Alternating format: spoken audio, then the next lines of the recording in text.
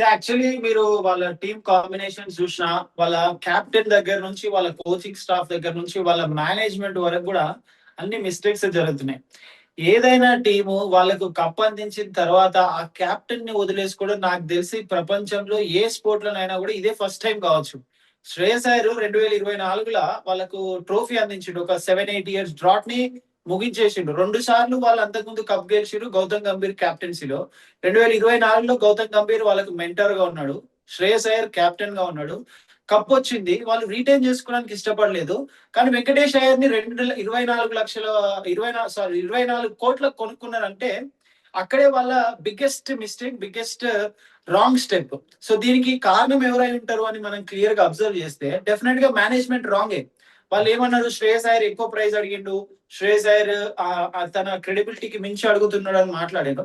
మీరు వెంకటేష్ అయ్యర్ కోసం 24 కోట్ల వరకు వెళ్ళిన వాళ్ళు, మీరు శ్రేయస్ అయ్యర్ కోసం 28 కోట్లు డబ్బులు పెట్టలేకపోయినారంటే బిగ్గెస్ట్ స్ట్రాటజికల్ మిస్టేక్ అక్కడ ఒకటి. రెండోది, మీరు చంద్రకాంత్ పండిట్ ని పక్కకు జరిపినరా, చంద్రకాంత్ పండిట్ పక్కనకి వెళ్ళిండా అది తెలియదు మనకు. బట్ మీరు తనని పక్కన పెట్టి అభిషేక్ నాయర్ ని కోచ్ గా తీసుకొచ్చారు. అభిషేక్ నాయర్ కోచ్ గా ఇండివిజువల్ ప్లేయర్ ని డెవలప్ చేయడంలో he's a very good coach. Dinesh Karthik ని డెవలప్ చేసిండు, రాబిన్ ఉత్తపాన్ డెవలప్ చేసిండు, అజింక్య రహానేకి హెల్ప్ఫుల్ అయిండు, రోహిత్ శర్మ ఫిట్నెస్ ఇంప్రూవ్ చేయడంలో బెటర్ గా తను హెల్ప్ చేసిండు. ప్రస్తుతం కేకేఆర్ టీమ్ లో ఉన్న అంగ్రీష్ రఘువంశీకి హెల్ప్ చేసిండు, ఇంకా చాలా మంది ప్లేయర్లకు హెల్ప్ చేసిండు, దాంట్లో నో డౌట్. సో కోచెస్ విషయానికి వచ్చే వరకు 2 రకాల కోచ్లు ఉంటారు. ఒకరు మేజర్ టీమ్స్ ని స్ట్రాటజికల్ గా ముందుకు ఎట్లా తీసుకెళ్ళగలం, మేనేజ్మెంట్ ఎట్లా చేయగలం అనేది. ఇంకో కోచ్లు ఇండివిజువల్ ప్లేయర్ ని స్కిల్ వైజ్ గా డెవలప్ చేస్తారు. సో అభిషేక్ నాయర్ ఒక ఫ్రాంచైజీ టీమ్ కి కోచ్ గా ఫెయిల్ అయ్యాడు. మీరు అంతకుముందు తనని యూపీ వారియర్స్ టీమ్ కూడా చూసినాం, విమెన్ ప్రీమియర్ లీగ్ లో తనకు ద బెస్ట్ టీమ్ ఇచ్చారు. అక్కడ కూడా వాళ్ళు పాయింట్స్ టేబుల్ లో లాస్ట్ లో ఫినిష్ చేశారు. వేరే ఫ్రాంచైజీ, వేరే కంట్రీ కోల్కతా నైట్ రైడర్స్ సంబంధించిన ఫ్రాంచైజీలో కూడా తనకు హెడ్ కోచ్ గా ఉండి అక్కడ కూడా utter flop show. So management players ను పిక్ చేయడంలో ఫ్లాప్ అయింది. అజింక్య రహానేని లాస్ట్ కి గతి లేక అజింక్య రహానేని సెకండ్ రౌండ్ లో తీసుకున్న తర్వాత తనని కెప్టెన్ అనౌన్స్ చేసిరు ఆప్షన్ లో, అంటే 100% మేనేజ్మెంట్ ఫెయిల్యూర్ ఉంది దీంట్లో. ఇంకో విషయం ఏంటంటే, నేను నాకు తెలిసిన చాలా మంది Kolkata night riders support staff previous గా వర్క్ చేసిన వాళ్ళతోని, లేదంటే లాస్ట్ కపుల్ ఆఫ్ సీజన్స్ లో కోల్కతా నైట్ రైడర్స్ నుంచి బయటకు వచ్చిన సపోర్ట్ స్టాఫ్ తో మాట్లాడితే, the show is run by CEO of KKR Venky Mysore. Shahrukh Khan కేవలం ఓనర్, జూహీ చావ్లా కేవలం ఓనర్, మెహతా కేవలం ఓనర్, రెడ్ చిలీస్ వీళ్ళంతా కలిపి ఒక రెడ్ చిలీస్ గ్రూప్ ఫామ్ కొన్నారు. కానీ షోని రన్ చేసేది front man, front runner, everything what ever you call Venky Mysore. మరి ఇట్లాంటి డిసిషన్స్ ఎవరిని నిందించాలి? డెఫినెట్ గా వెంకీ మైసూర్ నే నిందించాలి. ఎందుకంటే తనే అభిషేక్ నాయర్ ని కోచ్ గా, షేన్ వాట్సన్ ఉన్నాడండి కోచింగ్ స్టాఫ్ లో, తను అసిస్టెంట్ కోచ్ అంట, అభిషేక్ నాయర్ హెడ్ కోచ్ అంట. ఇది ఎంతవరకు కరెక్ట్ నాకైతే తెలియదు, కానీ అక్కడనే అట్టర్ ఫ్లాప్, అక్కడనే అట్టర్ ఫెయిల్.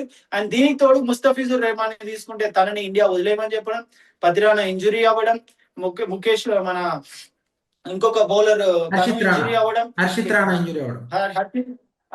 రాణా ఇంజురీ అవ్వడం, ఆ తర్వాత క్యామరన్ గ్రీన్ సరిగా ఆడకపోవడం, బౌలింగ్ చేయకపోవడం, రహానే లాంటి ప్లేయర్ కెప్టెన్ గా ఉండడం, అసలు వాళ్ళ ఓపెనర్ లెవెల్ వాళ్ళకి అర్థం కాకపోవడం, రింకు సింగ్ సరిగా పర్ఫామ్ చేయకపోవడం, రమన్దీప్ ఏం చేస్తున్నాడు అర్థం కాదు.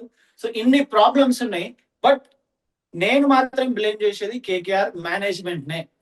ఓకే, అయితే గుజరాత్ టైటన్స్ తో లాస్ట్ నైట్ జరిగిన మ్యాచ్ లో ఒక స్టేజ్ లో స్టార్టింగ్ లో 3 వికెట్స్ పడిపోయిన తర్వాత కెమెరాన్ గ్రీన్ అండ్ పావెల్ ఆడారు. కానీ చివరిలో ఎక్కువ డాట్ బాల్స్ ఆడడం, సింగిల్స్ రావడం, అక్కడ 220 వరకు వెళ్ళే స్కోర్ ని 180 అంటే అక్కడ కంట్రోల్ చేయడం అనేది గుజరాత్ టైటన్స్ బౌలర్ల గొప్పదనం అనుకోవాలా, లేదా కోల్కతా నైట్ రైడర్స్ వాళ్ళ బ్యాటింగ్, డిఫెన్సివ్ బ్యాటింగ్ అప్రోచ్మెంట్ అనుకోవాలా?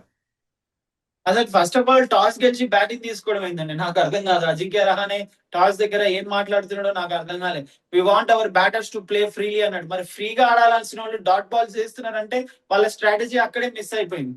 అసలు అక్కడ అంతకుముందు కూడా ఒకటి రెయిన్ పడ్డ గేమ్ లో కూడా చాలా సేపు లేట్ అయిన తర్వాత బ్యాటింగ్ తీసుకున్నాడు. అక్కడ కూడా అసలు వాళ్ళ స్ట్రాటజీ ఏందో, అభిషేక్ నాయర్ ఏం ఆలోచిస్తున్నాడో, రహానే ఏం ఆలోచిస్తున్నాడో క్లియర్ గా మనకు అర్థమవుతుంది. ఏ టీం అయినా కూడా సెకండ్ బ్యాటింగ్ చేస్తేనే majority of the chances, percentage of the chances అన్ని కూడా సెకండ్ బ్యాటింగ్ టీం ఉన్నాయి.